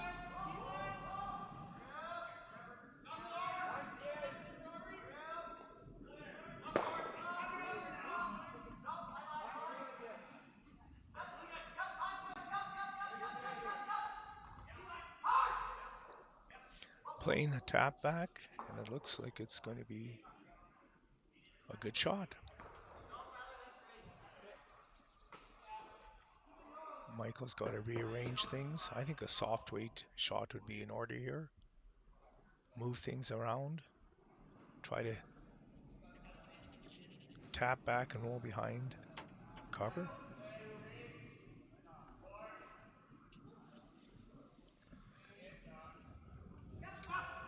I think I'd be more inclined just to throw a soft weight, like just through the house weight to rearrange things here. And this is all right. They're sitting right in front of the blue rock.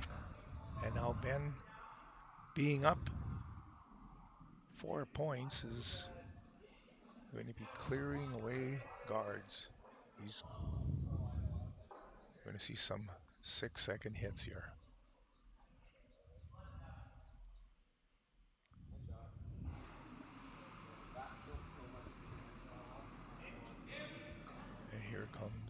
high, hard one. Looks like he's going to get one, maybe come across, and no, didn't get the second one. But removing the rocks that are going to be used by Michael Kars to orchestrate extra points. There's only one guard left out there. So as we'd mentioned, the feature game in Ice 2 is over. Kleiter defeated Bernath, and we're Ice 1. Dean, we've got a couple more games, one on Ice 3 and Ice 4. On Ice 3 is Joyce and Miller. Yes, and they blanked the fifth end, so they're moving to the sixth with Joyce leading 4-1. And the Ice 4, Druids and Sutherland. Yeah, and Sutherland had a free draw for 4 actually, and came up a little bit over curled, I should say, and ticked the guard, so ended up with still scoring 3, and now takes a 6-4 lead into the sixth end.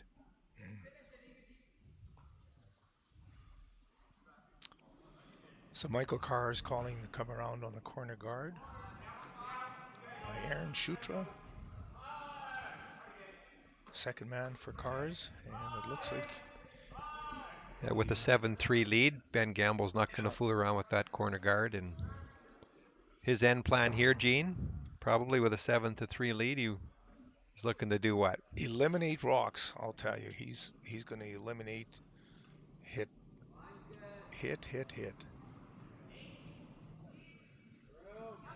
First of all, guards, and then if the opportunity arises, rocks in the rings.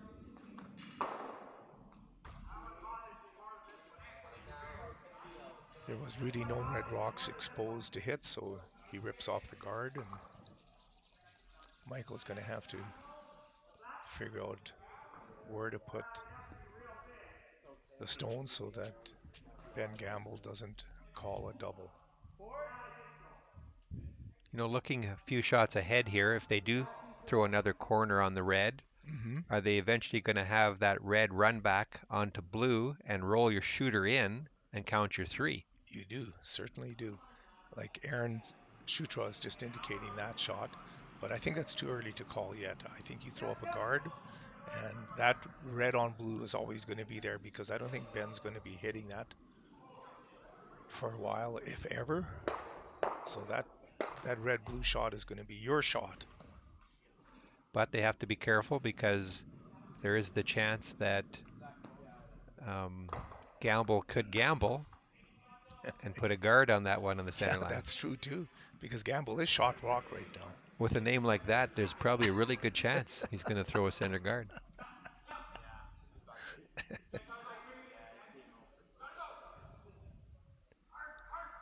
But you got to cover this, because otherwise, if they leave this open, then they're in big trouble. Oh yeah, they've lost the advantage that they had. Ben will take this out all day. Yeah.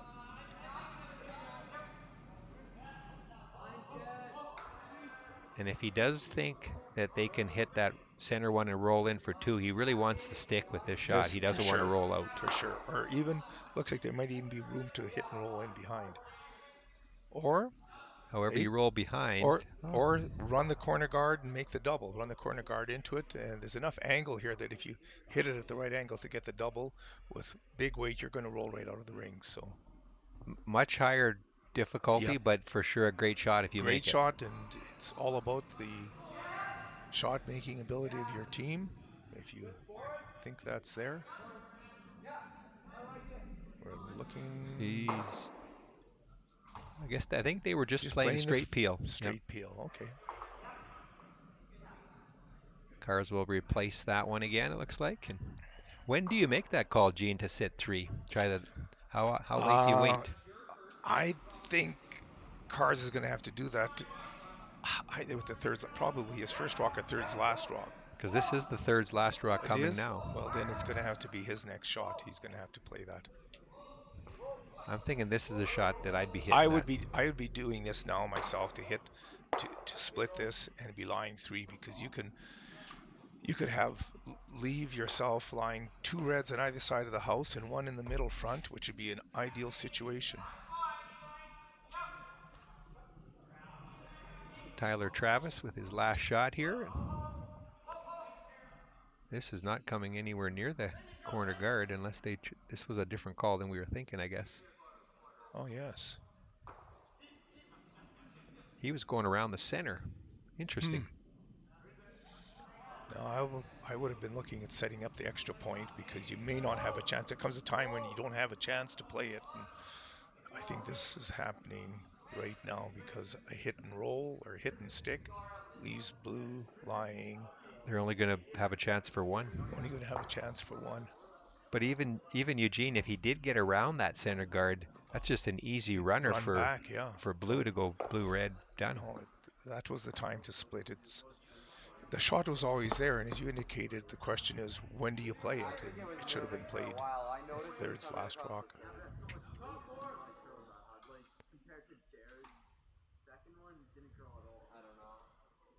So now they're just deciding, do we do the cross house double attempt, which is pretty thin, I think. Yeah. Or do we just hit and stick and sit two, right? Would they be two or? They will be, I think, two. Second and third for sure, but the important thing is that they don't roll out here, because if they roll out, now cars can play that split, raise split, to be lying three. Yeah, you'd love to roll just about a rock in, wouldn't you? Oh, that'd be great. Yeah. Shot rock. Yeah.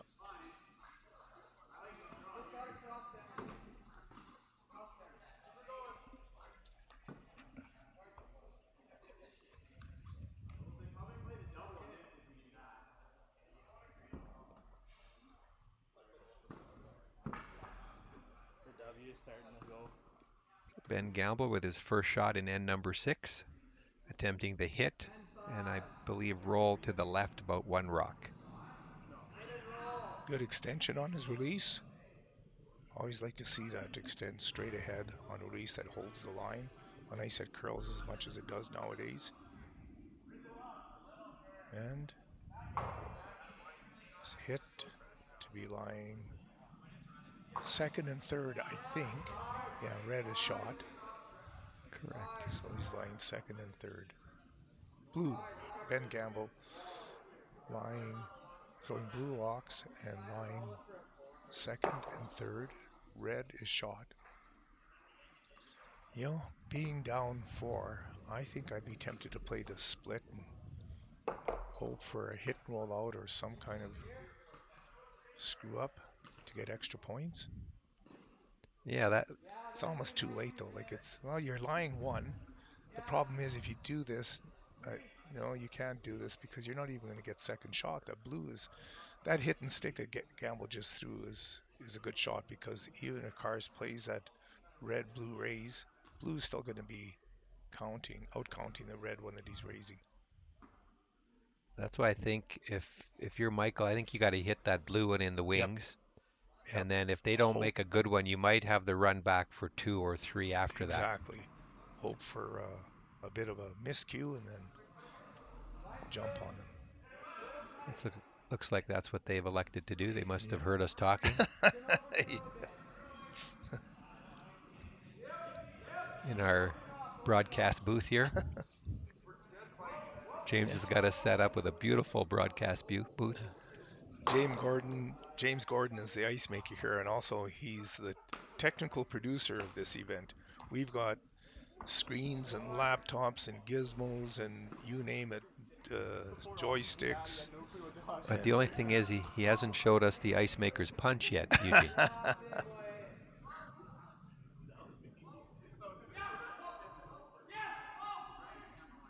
Looks like it's going to be a nose hit, I believe.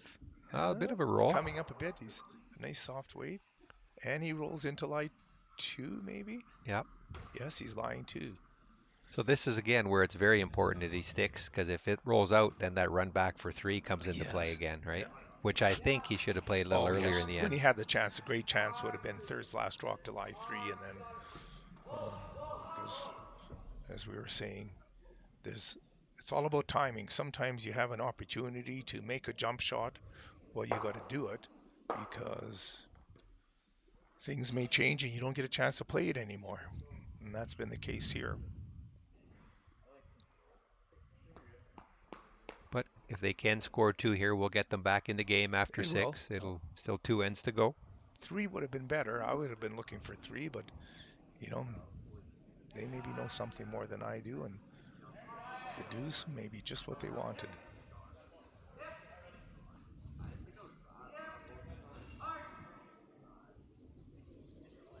Oh, false start. Back into the starting blocks. On your mark.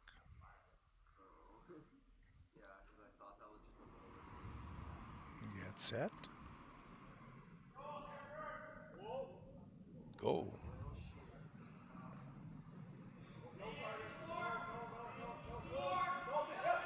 Again, nice extension on release. Uh-oh, lots of rotation. With this rotation, it's hard to get much curls, so. Hit and roll out. See, what do we know? Now they play that tap for 3, huh? Yeah, that's interesting. Well, Hey, here's, and this is always the dilemma. Do you assume the other team is going to miss? And I always assume the other team's going to make everything. I think you have to. Or make every basic shot. So We know they're not going to make everything, yeah, but you still play it as if they yeah, will, right? it's a matter of odds, and the odds are that they are going to make by far most of their shots, if not all of their shots. So you got to work on that premise. Working on the premise that they're going to miss is a totally unpredictable, unknown premise. Now, does he have to throw? He can't throw this too hard, right? Because he's got to hit it. He's got to make the brunt back, but he also can't lose the shooter or the other red one. So I think That's it's right, he's pretty got to tricky. roll. He's got to hit a broomstick. This is being thrown fairly hard with that ice. So I would broom like to side see. and roll. Looks like almost a normal hit and roll. So it's maybe easier than we think it is. Yeah. For us back here, it's really easy, Dean. Michael Kars will be very close on this, I'm sure. Yeah. Some big sweep. There's an easy deuce here if he can hit it at all off center. There's Very going to be a good 3 sweep. here. That was a great sweep. What great throw, great sweep. Now, did it curl? Oh, it just curled up, I think, enough. I think it did. You see it took that little half turn right at the end, eh? Yeah, that's what rocks will usually do is they're turning and slowing down. They're taking another close look. From our overhead camera, it looks like red quite convincingly, but obviously it's not that convincing. We're going to do a measurement. Yeah. And this is a big point because this could Yes. tie the game after 6, and all of a sudden now that puts Kars in the driver's seat. Yeah. Well, it looks like first time with the measuring stick for Shutra. He's a left-hander, so he has a little trouble with that kind of stuff maybe, eh? It's going to be a team effort.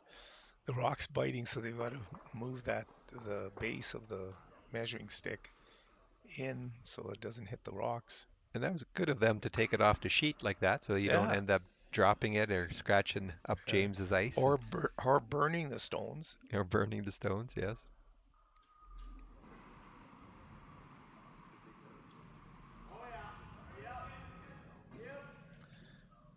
Yes, this streaming production is brought to you by Curling Stadium Live. It's a program that Jerry Gertz has initiated all across Canada, and I know that there's some offshoots of it in the States happening right now. And other parts of the world, I believe, too. Is that right? Yes. But there's other places in the world that they're looking at streaming curling. The curling streaming live that we're watching today is sponsored by SaskTel, and Jerry Gertz from Curling Zone is working at getting these productions to go on SaskTel Max, so that if you're a SaskTel Max subscriber, you will be able to watch these games on a full screen TV. Oh, these guys would not make umpires at a world competition. They look like fish out of water with this measuring stick.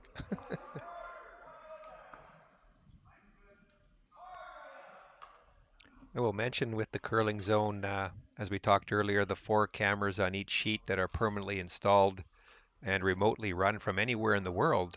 Exactly. That you can do this, and Swift Current also has the same setup that Martensville does. And in 2 weeks' time, I believe it is, there'll be the a new World Curling Tour event being hosted there, and they will be streaming all the games, I believe.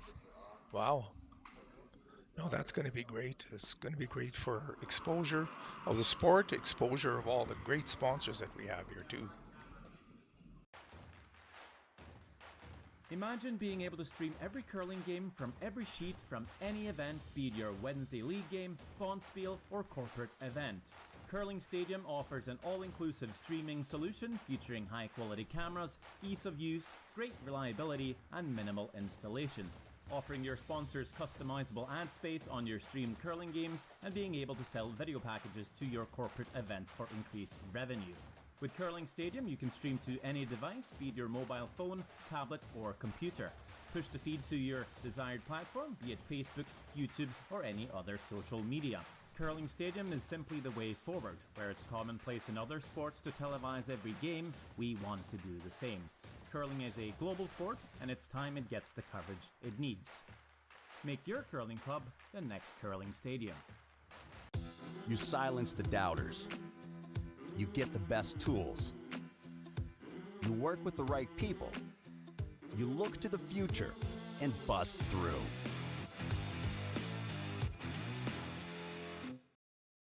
With SaskTel sponsorships, we get to be a part of your community.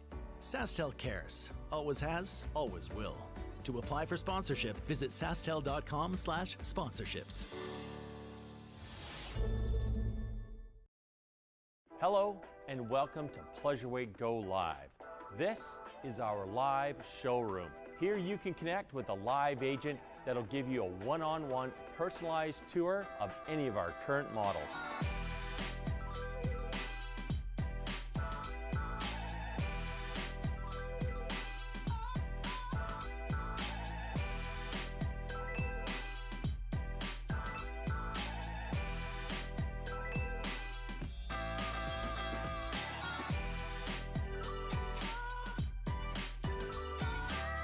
To connect, just click on the icon in the bottom right-hand corner of your screen. You'll be connected to one of our live agents where you can have a one-way live video call. This means you can see us, but we can't see you, but we'll still be able to hear each other through your device. By using Pleasureweight Go Live, you'll be able to ask all your questions about any of our models and get answers in real time. This means you can check out the size of a cabinet, how big is a bed, how far will that seat recline. We can show you all those features at Pleasureweight Go Live.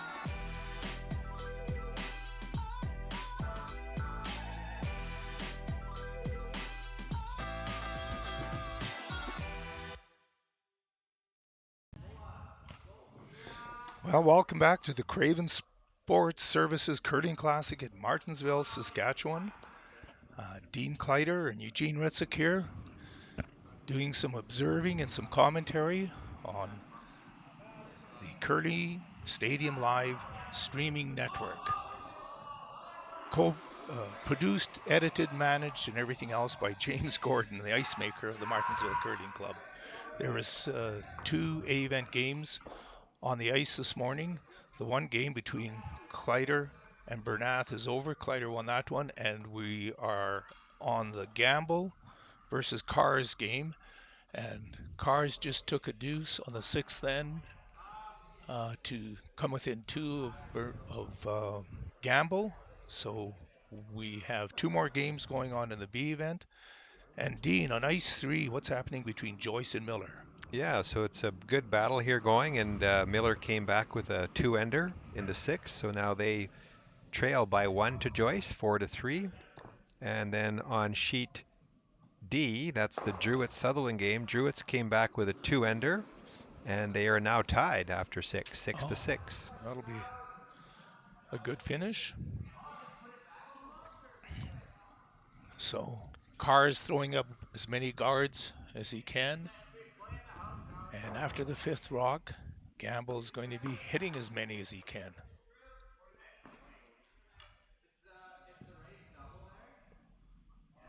I think he'll be looking for a possible double here and roll, Yeah, would you think? Could make a double peel.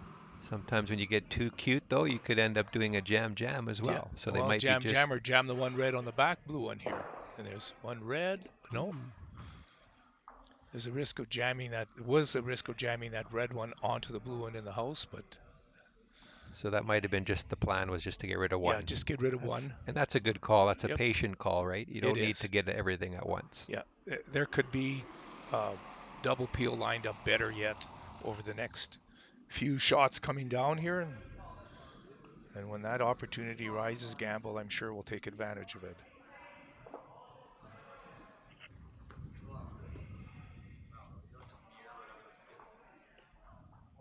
Aaron Shutra, second for Michael Kars. And they curl out of the Sutherland Curling Club in Saskatoon. Oh, yep. Which hosted the high performance ice this year. They were able to put the ice in on I was August 24th, I believe the curlers could start. Yeah, and it got a lot of use. I know a lot of curlers were out there appreciating the opportunity to start throwing in August. There's a really good double there. There's a good double, but left a guard. It's, for Gamble's team, it's at least his color, so they can run a guard straight back.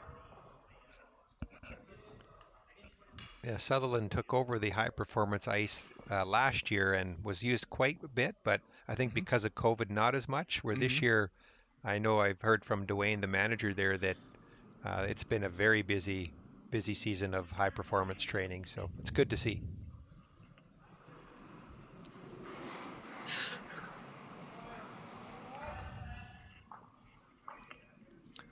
Michael Carr is calling the come around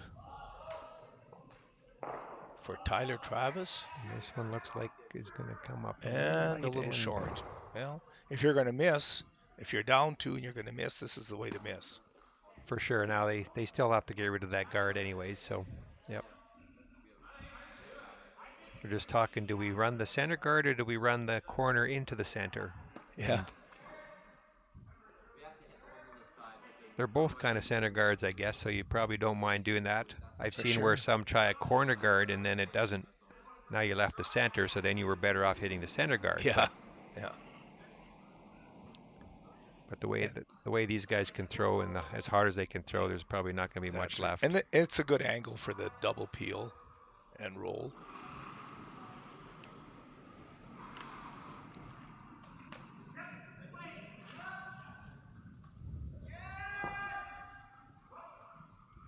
Tyler Travis. Oh, and there did get the double still with a bit of a nose hit.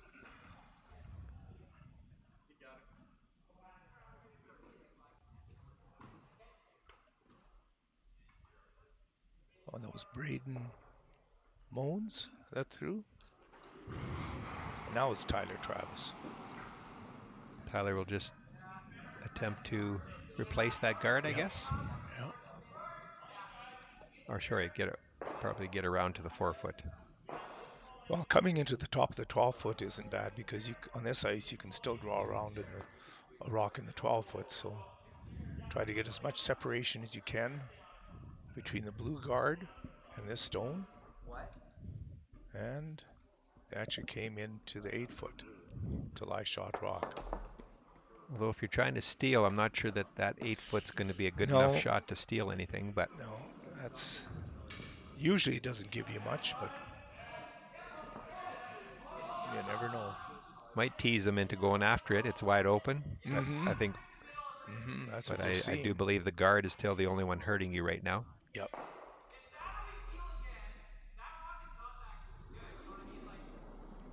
This might be an either-or shot, either come through the port or peel the guard.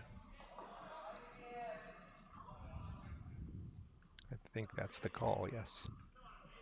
This looks like an either-or shot.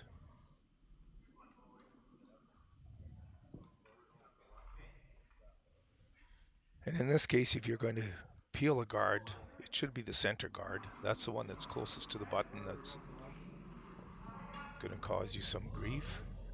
Possibly. If I'm Michael Kars, though, I'm hoping that he gets through and noses this. Yeah. Because I still got a nice guard to roll. Now, So now Michael can still draw into the 4-foot buried, and then they got to get through that port again, or else it's going to be a steal. and they have to get through that port on an angle. You can come through that port for a nose hit, but if Michael parks it where he suggested, it's going to be tough for them to get through the port and get the angle on the raised takeout.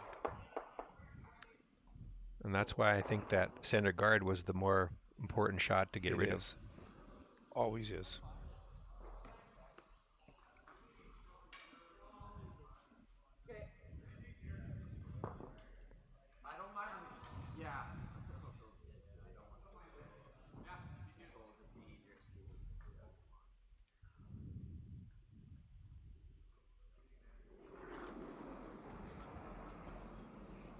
Michael Carr's throwing an out-turn draw to the 4-foot.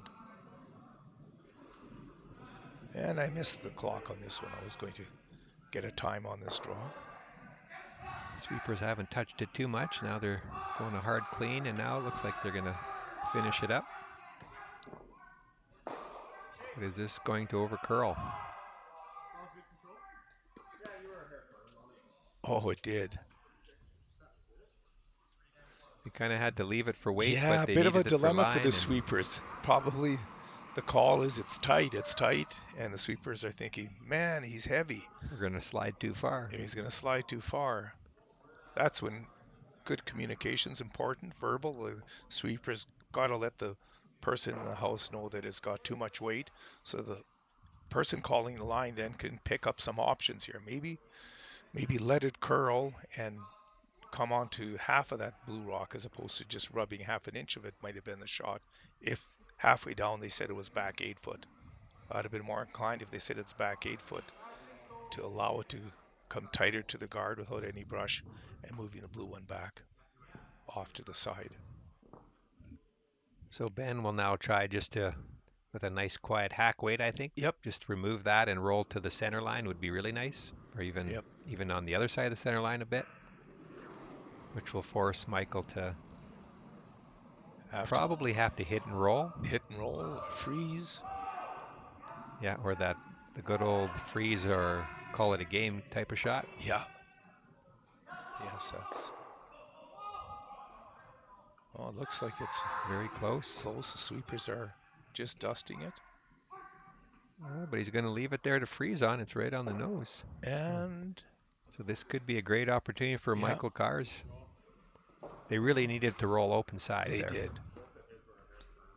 But I think Michael has to move this back a few inches to be shot rock, which still is. Oh, yes, it is in front of the tee. Yeah, just a little bit in front of the tee, but that's still to Michael's advantage because he can move it back a foot and be lying shot rock, and you're not getting that red one out of there anymore. It would have been by far best to roll back to the center line onto the back of the button, and then Michael Carrs would have had to deal with it, or as you indicated, all or nothing freeze. If you make it, you can maybe steal one, but those are really tough shots. There on this one, is it going to overcurl? Are they by? Yes, he's got enough weight. By. And pretty nice. Yeah, he did spill into the open a bit, so that gives. Yeah, I thought he might have wanted to throw a little lighter weight to I get would a have little done bit that. of a tuck. I agree with you, just to move it back a foot or two and leave it as backing. But still a good shot. Still a good shot. It leaves Ben Gamble the opportunity to throw, pretty much what he just threw there, tap it back and roll to the middle.